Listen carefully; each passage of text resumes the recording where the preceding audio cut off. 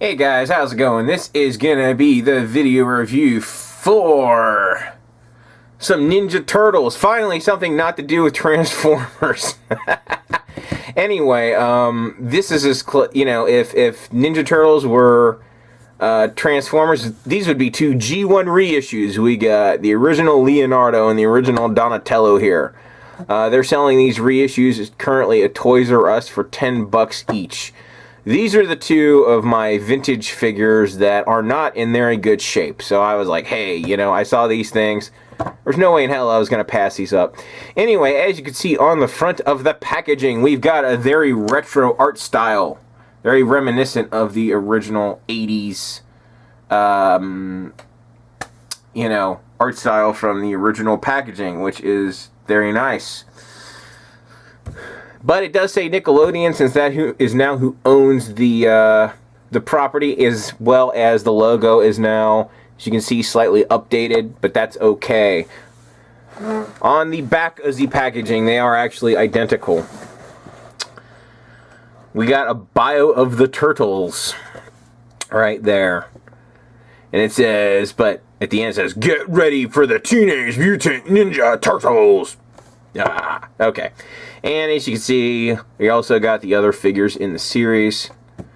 I've actually already got most of these because they're vintage figures. If I could find Bebop and Krang, though, that would make me happy. But I only saw the Turtles in the store, which kind of, yeah, whatever.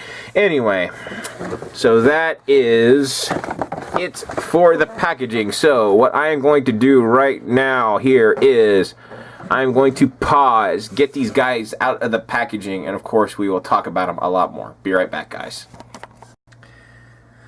Okay, guys, here I have the two figures out of their packaging, and I gave them some weapons. But before we talk about the figures, if you guys are old like me and you had the original vintage figures, you recall that they all came with these weapon racks. And they were all, the only difference amongst the four turtles were their signature weapons. Other than that, they were all identical. They all came with this longer dagger, this short little dagger, and like this training weapon, and two ninja stars. But anyway, there you go. So let's get those out of the way. Now, obviously here are the two figures out of the packaging, but after some comparison with my vintage toys, I can definitely tell some differences between these and the original vintage. So, let's start with, instead of Leonardo, move out of the way, Leonardo. I will actually start with our good buddy Donatello here. Alright, now, one obvious difference, and this is not due to the toy, this is due to me being a kid when I got this. I cut off the straps that went over each side. I think the reason I did that is I think on the cartoon he didn't have the straps. I don't know. It's been a really long time. I've had this since I was a kid, so I don't remember why I cut the straps off of Donatello, but obviously the original toy came with the straps. But anyway, there are some pretty big differences you may or may not be able to tell right here, right now. The obvious one being skin tone here, okay? This one, the reissue, is a lot darker skinned than the original. It's definitely a different skin tone, as well as the paint used on the... now, I don't know if this is due to age, but it looks like the paint, for the bandana and the elbow pads, wrist pads, all that looks to be different as well. The paint on the shell of the original is glossy. On the reissue, it's flat, and that's same is true on both the front and the back. Different, glossy, flat. I actually like the glossy paint better, and I wish they had stuck with that for the reissue. But such is life. One other thing I've noticed is the plastic in the reissue feels lighter and cheaper than the original, and this is true for Leonardo as well, obviously. All this stuff that I'm saying. So yeah, and now this may be real hard to see on camera, okay? Real tough to see. But it looks like the original is slightly larger the mold is slightly larger than the reissue. What might have been is they may have, to get these reissues, they may have just taken these original toys and, you know, created the mold from these instead of, you know, because the original molds for the original figures, you know, since these came out in 1988 originally, who the hell knows what happened to them, right? You know, so that's my guess as to probably the size differential between the plastic. As far as the paint and stuff, I have no in the skin tone and all that. I don't know why they would have changed it. It's not logical to me, but whatever. You know, these are minor changes. I mean, but I mean, if you are a hardcore collector of Ninja Turtles, obviously it's going to be an issue. You'll see one other modification I made to this figure. The way he holds his bow staff, I just kind of crammed it underneath his belt there, and I cut off the other two pieces. But there was an actual practical reason for that. It wasn't just because I thought it, quote, looked better, like I did the strap thing. It was because of the fact that mine broke. One of them broke on the original, or they both, who knows, you know. Like I said, I've had these a long time, since I was a kid, at least the vintage ones, so I couldn't tell you how or why that happened. Yeah. It's just some stuff kids do to their figures, right? So anyway, yeah, there is that. So that's the differences between the original and the reissue. So I'm going to go ahead and actually move the original out of the way. What you doing, kitty? Huh? Yes. My cat's off camera. Okay. So let's see here. We got the reissue Leonardo here. And this isn't obviously the same exact figure as Leonardo, but a lot of this, you know, this is the wacky action I don't know exactly what this is called, but it does have a gimmick, obviously. You know, you wind him up, right? And his arm spins to, like, swing his sword around, which is kind of neat, right?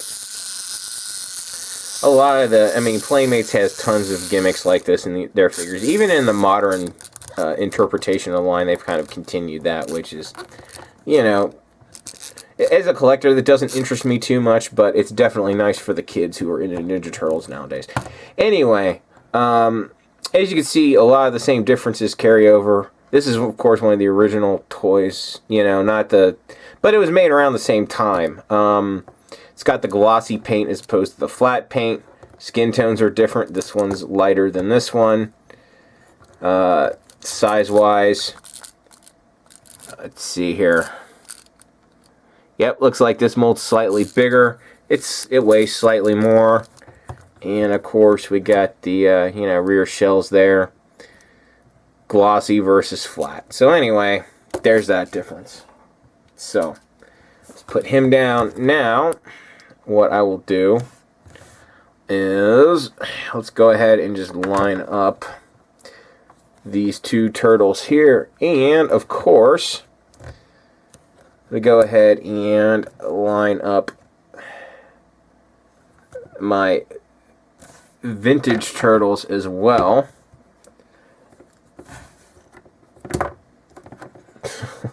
That's the I'm gonna get into an irritation of mine with these figures here in a second. Jeez, oh Pete's.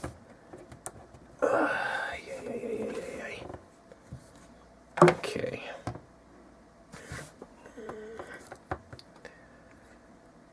Let's see if we can scoot over.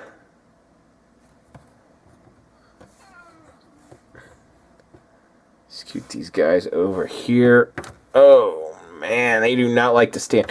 See, that's one thing that, on these vintage figures, for some reason, I don't know why they did this, except for Raphael. Raphael has 2 flat feet, but the other 3 turtles, they, for some reason, decided to basically make, like, them bending, like, there's, you know, healing up for like battle or whatever, which is fine for looks, but for standing, it's kind of a pain in the ass. All right. And of course, right now, I just have all 4 of the turtles with their weapons holstered.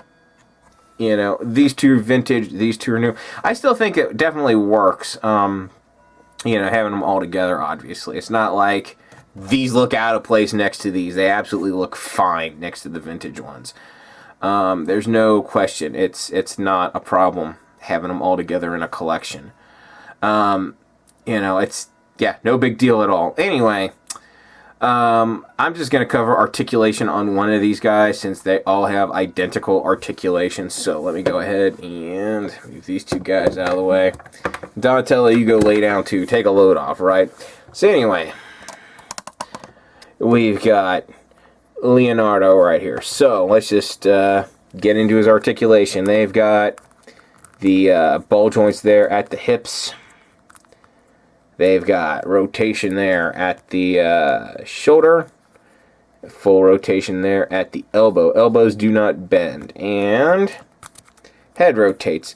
And honestly, for a vintage 1988 toy, this is fine. Okay? On modern toys, not so much. And a lot of Playmates modern turtle toys have this level of articulation, which to me is maddening. It's ugh.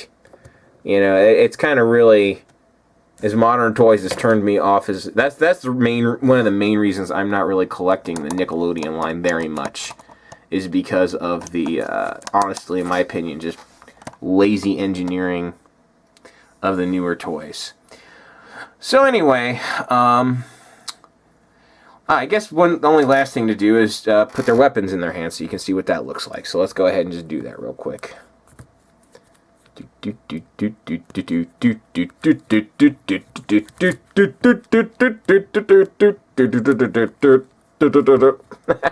Couldn't resist.